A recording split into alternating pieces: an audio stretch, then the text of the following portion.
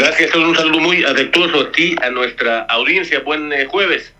Bueno, nos amanecemos este mismo día después de uno más de los episodios del Tratado de Libre Comercio, hoy en su segunda generación, el Tratado México, Estados Unidos, Canadá, TEMEC herido de muerte porque ha decidido, desde la lógica de sus reglas del juego, no atenerse más a ellas, sino a la voluntad de un personaje central. Y bajo esa misma mecánica tenemos, por ejemplo, en el Teatro del Absurdo, más aranceles, por ejemplo,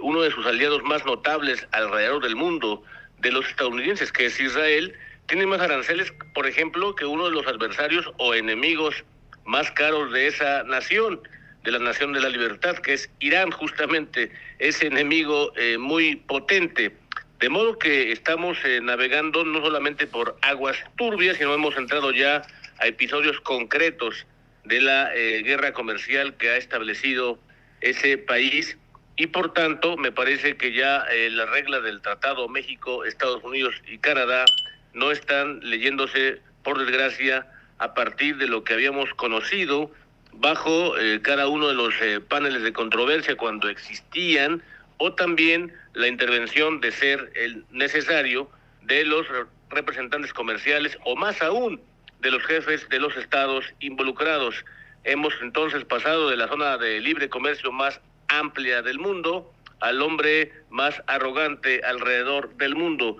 Y también en el caso mexicano ha sido muy importante que, más allá de la política declarativa y de la retórica, creo que es muy importante pasar ya, dejar de hacer, justamente como dice ese muy buen rubro de la gestión, de la administración pública, que son la organización y métodos, porque supone que el no hacer también es hacer, que es básicamente con la retórica y con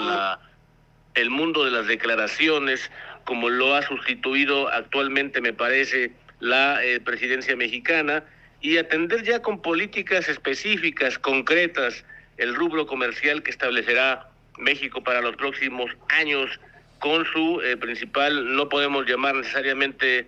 vecino o aliado, pero sí con la nación que se está fortaleciendo en el eje vertebral que significa este cambio de época. Mientras tanto, desde luego que en el mundo de la política se asoman no solamente los vientos de cambio, sino también la más nutrida de las características que hemos citado aquí mismo en nuestro espacio, que significa, por ejemplo, el que la oposición se manifiesta a plenitud en el curso del sistema político mexicano contemporáneo, pero en realidad esa oposición está siendo mucho más útil, mucho más efectiva en torno a Morena, dado que allí mismo han cometido un error, me parece, estratégico, que es no haber hecho su oposición, la formalista, para que la auténtica que habita justamente dentro de ellos no se haya formado, y lo cual ya comienza a manifestarse con profundas, sino la posibilidad de que ya se generen esas divisiones,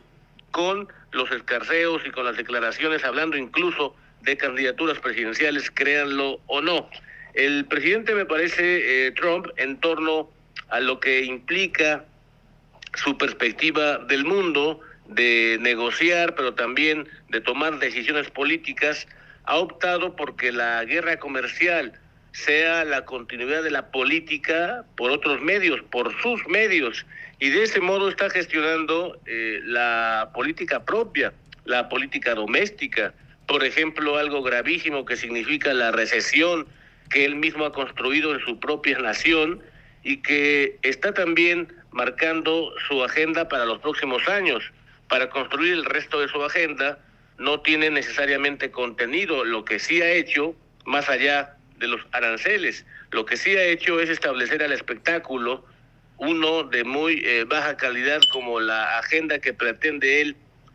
poner en marcha para que los suyos, aquellos que se formaron en ese antiguo conocido partido del Té, su infantería, no solamente haya logrado su más caro anhelo con él mismo, sino construir una narrativa, una retórica que le permita permanecer, y por eso el tercer mandato, ir más allá de las reglas del juego, comienza a hacer justamente esa retórica. Vamos a ver qué ocurre precisamente con el único país que pensamos tiene por misión respetar y honrar primero a las reglas del juego y después a los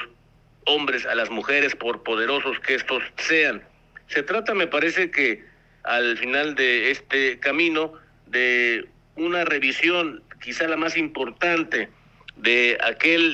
libro escrito por un embajador estadounidense de que el oso era Estados Unidos, el puercoespín era México, y está haciendo su propia revisión, su propia versión de esa política, de esa literatura, pero hecha práctica en torno a la relación con el mundo, el propio presidente Trump, donde justamente él pretende encabezar como el oso a su país a través de sus políticas y al mundo entero, dejándolo descobijado, descamisado, con una política que no solamente es expansionista, sino todo apunta a que el imperialismo pretende ser el eje vertebral de un mundo que está justamente en los inicios de ese cambio de época, y como él lo ha entendido, más allá, me parece, de la negociación, es volver a la lógica de que él ha elegido, ha optado que la guerra comercial sea su política para continuar la política, pero por otros medios, Teodoro.